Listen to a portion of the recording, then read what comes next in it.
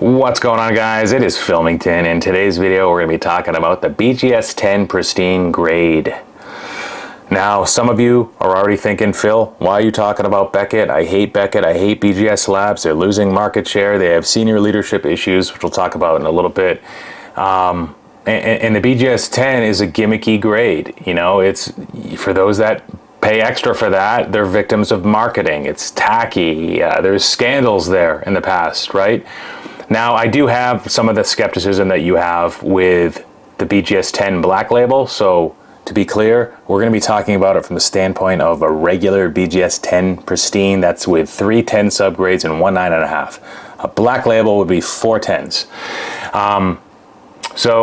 Personally, I do kind of like the BGS 10 Pristine, especially for certain cards, which we will go over. And a lot of this has to do with me just having anecdotal experience holding up these cards in my hand with the BGS 10 slab, and I'm looking at the card, inspecting it closely, looking at its corners, edges, to the extent that I can see the surface, because these Beckett slabs are so thick and cloudy oftentimes, but also looking at the centering. And I can, for the most part, tell that the average BGS 10 Pristine card will be in a superior condition to the average or typical PSA 10 slabbed card. Now, this doesn't mean that some PSA 10s won't cross over. Of course, based on PSA's distribution, that will happen. A lot of those cards would cross over into BGS 10s, and it might not be all too uncommon. But based on my experience, now I don't have the same stance towards some of the other, I won't name them, but some of the other grading companies that also have a Pristine 10. Sometimes I look at the card, sometimes I've graded them myself, and I'm like, is this some sort of quota you're trying to fill? Why did this get a 10 Pristine and this got some other grade, right? All right, so let's get into the factors to look for when at least I'm buying them, the types of premiums I apply to them, and also, you know, some tips for selling. One of the first things I look at, and I think this is the most important thing, is the pop count of the BGS 10. Not the number absolute, from an absolute sense, but the number relative to PSA 10s and BGS 9.5s. So, or even relative to the print itself. That could be important, if you even know what that print is. So what I would say, and we'll talk about this from the standpoint of PSA 10s, because this is the data I look at mostly. When you're looking at a BGS 10 Pristine card, you want to compare it to the PSA 10 Pop, and anything in the range of 10 to 15x, meaning that there's between 10 to 15x more PSA 10s than BGS 10s in circulation, that is a good ratio.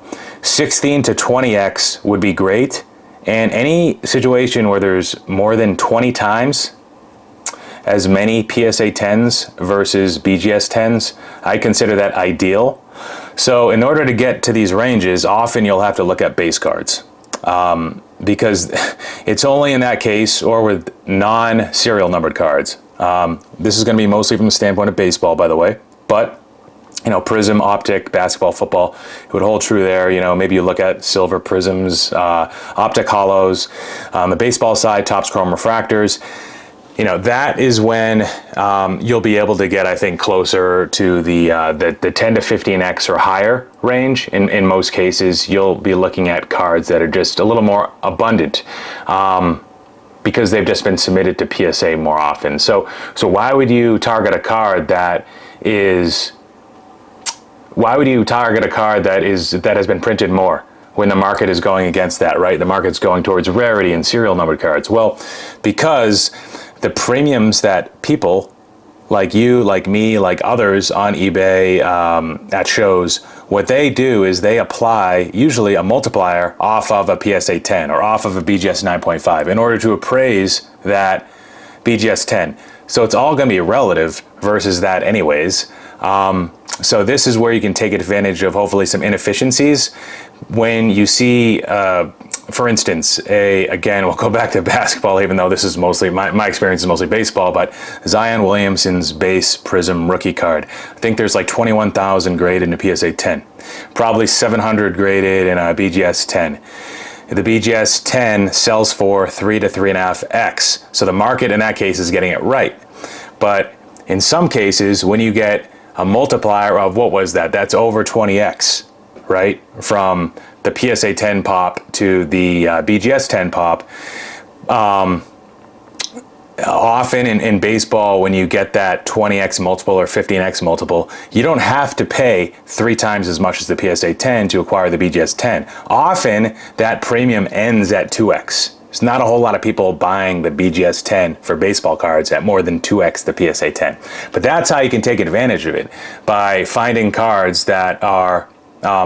another way I like to think about it is, what's so special about a base card and a PSA 10? It's not very special. When you slap a BGS 10 on that, that adds incremental rarity, importance, incremental scarcity to that card. That becomes a bigger factor towards its overall value. But if you take a card that's numbered to 50 already, whether it's a PSA 10, PSA 9, whatever, it's already rare. Especially if you're to look at a number to 5 red autograph of somebody, it's already rare. So to pay a huge premium for a BGS 10 over a PSA 10, even a PSA 10 or a raw, I wouldn't be paying huge premiums there. I wouldn't want to. As a seller, I'd take advantage of that if I could.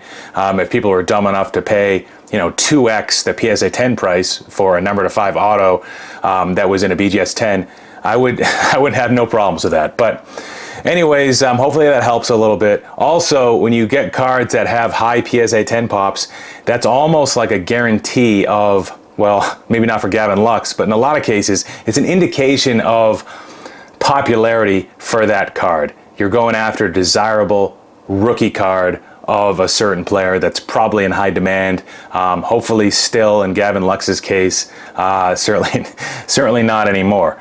But so with that multiple, if it's under 10x, like if there's fewer than 10 times as many PSA 10s versus BGS 10, usually I'm not going to be interested in the card. If it's serial numbered to under like 1,000 or 1,500, I'm not going to be interested. Again, I'm going after mostly non-numbered stuff, abundant stuff where those higher ratios are going to stand true. All right, so subgrades. Subgrades on a BGS 10 card, in 99% of cases, the most important subgrade that you'll want that 10 in is centering. There's a few reasons for that, I think. First of all, it's top left, so it's an eyesore. The first thing you see, unless you're dyslexic, is going to be that number in the top left with Beckett, and it's going to be that centering grade, and it's going to turn you off. It's going to look imperfect by having a 10 and then a 9.5 next to it. It's the first thing you see first, right? 10 overall grade, then your eyes drawn to the subgrades and you see that 9.5. The second reason, and probably most important reason for that subgrade, why you want it to be a 10, is because for ultra modern cards, a lot of people would make the same claim for vintage cards. It's not my skill set, but centering is the most important subgrade. I could make an argument myself, if a card doesn't have a border on it, centering is probably the least important to me, but the market would say otherwise, that even a borderless card, centering is the subgrade that's most important. So for me, if the card has a 9.5 sub for centering, unless I'm getting an incredible deal, I usually won't be interested in the card at all. To give you an idea of the multiplier that I would put on that card, usually it's going to be not much more than like 1.25x the PSA 10. Speaking about baseball here, I know basketball it's a little bit different given the current market, but 1.25x, I might adjust that a little bit based on, again, the ratio of PSA 10s to BGS 10 Pristines, but usually it's a card that I'll look at and be like, that's probably overvalued based on whatever the sticker says or based on whatever the seller wants. All right, so multipliers overall, like what type of premium am I assigning to a BGS 10 Pristine versus a PSA 10? Usually it's going to be something like 1.5x. A good example, we talked about base cards. Not all base cards fit into the same mold. So a Wander Franco 2019 Bowman Chrome autograph base, like the first that came out of the Bowman baseball, his, I wouldn't say grail card, but yeah, I guess it's sort of a grail card, right? That, it's maybe they printed 3,000, 3,500 of those, so it's not a true base card, but it's not something that's been serial numbered to like 1,500 or fewer. That I would pay about 1.5x a PSA 10. That's assuming a 10 centering subgrade. And if I'm to sell that, I would want to sell it for at least 1.5x. So hopefully I'd be able to get a break on buying. I'd be able to get it for maybe 1.35x, 1.4x. And then on the sell side, maybe get something closer to like 1.75, 1.6. So even if Water Franco's market comes down like it has over the past few months with the multiple injuries, him not hitting for power, him not walking a lot, him just kind of disappointing across the board, I would be able to kind of make up some of that just based on the premium that I paid versus the true relative rarity versus a PSA 10 for that BGS 10 Pristine. All right, so a few more things to cover. First of all, if you're holding these things, you need to be cognizant of risk associated with the Beckett brand. Jim Beckett, I'm sure he was a great guy, you know, godfather of the community. I like how he's still involved. He seems like a real good guy with a lot of knowledge. But that, you can't associate him with the current brand of Beckett. Yeah, at this point, it's more of a coincidence than anything that they just have the same name. That's what you kind of have to put in the back of your head. This company, for a while, was suffering from probably the worst leadership and management decisions of any big staple brand in the hobby. Of course, there's new ownership or a new manager, CEO of Beckett. I think his name is Kunal Chopra, and he does have a background of technology. It's not really the background that you'd ordinarily go for, but that might not be a bad thing, even if he isn't a collector like a Nat Turner. Prior to this, I think he was running some sort of online marketplace, so he's an automation type guy. I don't know how that's going to translate, but sometimes you have to judge a company based on its actions, especially over the most recent term, whether that's 1 year, 3 years, 5 years, 10 years. And unfortunately, it doesn't look great for Beckett. So holding BGS 10 Pristines long term, you know, these, if you don't know, Beckett right now is losing market share to SGC and PSA. Of course, they don't have that kind of vintage skill set, so they've never really been relied upon for that, and they missed out on that. They missed out on the boom from an ultra-modern standpoint, I would say. You know, they got really overwhelmed. They had to shut down for a while, but they weren't getting near as many volumes as PSA was. And of course, 10 to 15 years ago, it was very, very different where they were the leader for modern. And of course, you've got all these new players coming into the space, and you can make that decision for yourself how much you think SGC is a threat, or CSG, which has deep pockets, how much they're a threat. And you've got a number of other companies coming in as well. So what I think has helped Beckett withstand the test of time and still be a relevant grading company today, and still, you know, their slabs hold their value pretty well, not as well as they once did for like a 9.5 or lower in the modern space. I think what helps is that you still have contingents that are following the Beckett brand. One, Bowman Chrome people just like Beckett, often prefer Beckett over PSA. They like the way the 10 autograph grade looks. They like the Beckett slab. It's a more premium heavy quality slab. You've got people that like the thickies, right? The thick cards, relics, etc. Or even one-of-ones, right? They like using Beckett for those types of cards. I think the fact that CSG initially adopted their grading scale, even though they've moved off of it, I think that actually gave more validity to Beckett as a brand. I think what also helps Beckett, and this is something that, you know, might be a little bit of an original statement, which kind of surprises me, is that the average value of a Beckett slab is higher because they didn't really make a serious run at the ultra-modern space over the last 2 or 3 years. They didn't successfully capture that market, and maybe there was a strategy to that, I don't know. But what ends up happening is the average Beckett card that you see on an eBay marketplace usually is of higher value than an SGC card or an average even PSA card, right? So the build quality also, you look at some of the slabs in the current day, PSA's made a number of improvements, and they can say whatever that their slab feels in investment grade. It might look investment grade. It doesn't feel in my hand investment grade versus a CSG slab per se. But I think, you know, the build quality of the slab helps it kind of sustain some value in my opinion. But you know, the management, the future outlook of this company could make you a little bit more prone to downside risk if you were to hold a BGS 10 for longer. Now, having said that, we talked about Beckett's ability to sustain value in the secondary market versus some other grading companies like PSA. So the PSA 10 and BGS 9.5 gap has widened, right? I don't know if it's continued to widen over the last year, but well, yeah, I think it has actually on like high-end cards above like 5 to 10K.